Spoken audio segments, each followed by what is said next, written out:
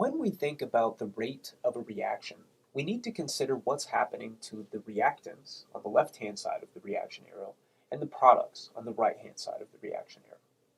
Now, as we produce CO2, which is the overall equation for this reaction, where two molecules of carbon monoxide, or CO, are reacting with one molecule of oxygen molecule, or O2, to create those two molecules of carbon dioxide, or CO2, what's happening is that we're consuming these reactants and producing products.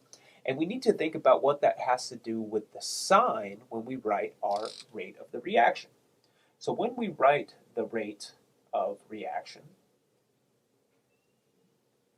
the sign is the first thing that we need to concern ourselves with.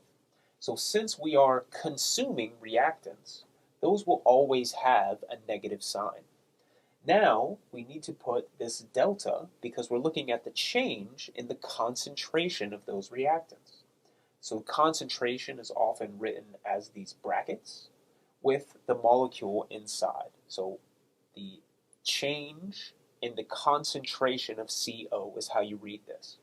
And we're looking at it, since it's rate, in time. So we'll put a delta T in the denominator. So we're looking at the change in the concentration of CO as time changes. Now, one thing that we haven't considered here is the stoichiometry. So there are two COs for every one O2, making two CO2s. And we need to actually include that as a fraction. So since there are two COs, we would place this as a fraction. And I'm going to try to move this over a little bit.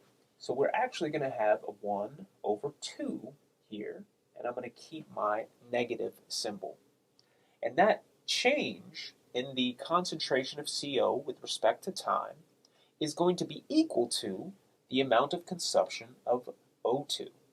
Now for here, I'm going to place O2 in brackets, and I'm going to put a delta T on the bottom, but notice that I didn't include any fractions or numerical values in front of it.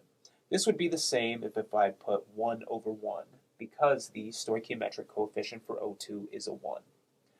I just didn't include it originally because you can assume that 1 over 1 equals 1, which you can just omit. And this is going to be equal to the positive change in our product because we are producing CO2. So we would expect that the change in concentration with respect to time is actually going to go up.